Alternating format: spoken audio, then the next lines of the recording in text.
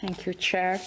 Like my colleague, Senator Cormier, I wish to rise very briefly to speak on the report by Social Affairs, which I will put to you for consideration and approval. But before, it's a report on gender-based analysis plus, briefly GBA plus. It focused on the policy processes in the federal government, and I want to just very quickly, provide you with an overview of the history of GBA plus and the work that we did.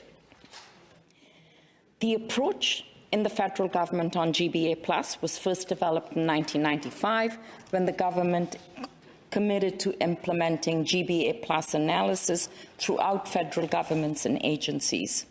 In 2001, GBA underwent a rebranding in becoming GBA plus so as to include identity factors beyond gender in the analysis of programs and policies.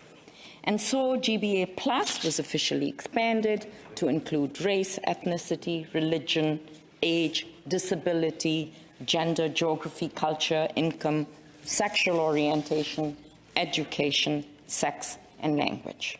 In 2018, more changes came. The administration of GBA plus went from being an agency to an official department of the Government of Canada. However, notwithstanding the stated commitment to GBA plus, barriers have persisted to a full implementation of intersectional policy analysis, which is the true aspiration of GBA plus.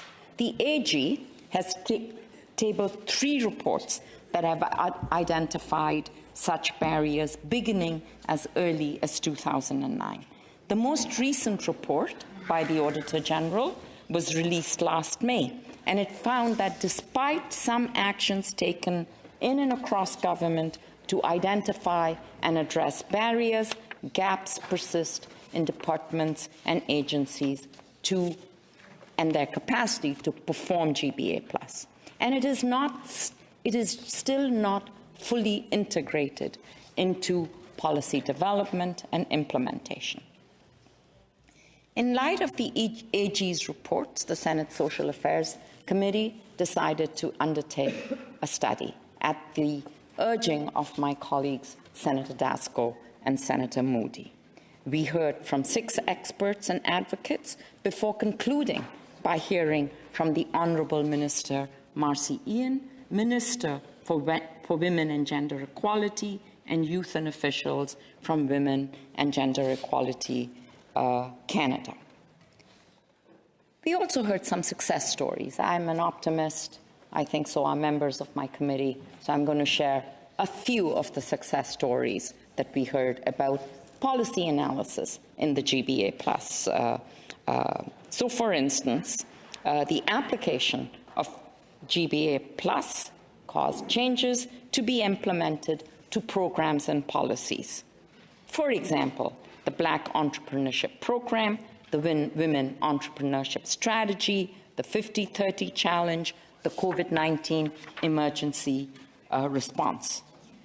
We also noted that Women and Gender Equality Canada has experienced a year-to-year measured increase in certain indicators, including the number of departments that have designed GBA plus champions, that have designated, GBA plus champions, and the number of departments in government that are actually formally using it. And I believe Canada should be proud to be a pace setter in implementing the concept of GBA plus throughout the federal government. We found no other comparators. But no doubt more needs to be done. And therefore, the committee is making 15 recommendations to fulfill our aspirations. Let me just give you a taste of them. I'm not going to read them all out. I encourage you to read the report, but just a few to tickle your curiosity. First, the name, GBA plus. We heard from many witnesses about the current name of the policy framework. My apologies, Senator Omidvar, but I must... Honourable Senators, it being 5:15 p.m., I must interrupt the proceedings. Thank you, colleagues. Thank you, Speaker. I'll try and pick up where I left. I was talking about the Senate Social Affairs Committee's report on GBA Plus analysis in the federal government, and I was giving you a taste, just a taste of the recommendations. You will have to go and read the full report. The first recommendation that I want to share with you is about the branding of GBA Plus. To me, it has always sounded like alphabet soup, and this was confirmed by many witnesses. In particular, they emphasized the implicit hierarchy in GBA Plus, with the plus as a secondary thought, as a secondary concern. In addition, Sarah Kaplan, Director of the Institute for Gender and Economy at the University of Toronto, stated that the plus focuses on adding race or income or disability or indigeneity to gender rather than considering them simultaneously, which I think is what we would call intersectionality. For these reasons, the committee is recommending that the Government of Canada, led by Women and Gender Equality, rebrand GBA Plus as Gender and Diversity Analysis. Witnesses identified 8 major barriers to the full implementation of GBA Plus in the Government of Canada: training, timing, capacity, funding, data, measuring outcomes, accountability and leadership, and perceptions and resistance. There are a few recommendations that will capture this chamber's attention, because Parliament plays a role in using GBA Plus in our own work. And we recommend that the Government of Canada table GBA Plus for all government bills when introduced in either chamber of Parliament, and that Wage Canada establish resources for parliamentary committees to support their use of GBA Plus when considering legislation.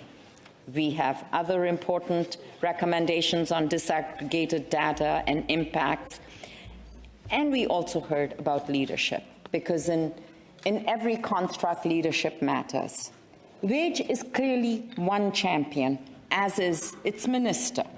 But GBA Plus is a feature of public service, and therefore we need to consider a few public service levers. A possible solution is that the Government of Canada factor the quality and implementation of GBA Plus into performance evaluations for senior management, and in addition, we name the Clerk of the Privy Council be named as a champion for GBA Plus, leading the Privy Council office and working across government to ensure its implementation throughout the federal government and its agencies. So, colleagues, I move that the 11th report of the Standing Senate Committee on Social Affairs, Science and Technology, the role of gender-based analysis plus in the policy process, reducing barriers to an inclusive intersectional policy analysis, tabled in the Senate on Thursday, March the 30th, 2023, be adopted, and that pursuant to Rule 1224(1), the Senate request a complete and detailed response from the government, with the Minister for Women and Gender Equality and Youth being identified as the minister responsible for responding to the report. Thank you, colleagues. It was moved by the Honourable Senator Omidvar, seconded by the Honourable Senator Dean, that the 11th report of the Standing Senate Committee on Social Affairs, Science and Technology, entitled Altogether. May I dispense? Yes. Are senators ready for the question? It's your pleasure, Honourable Senators, to adopt the motion. Carried. Adopted.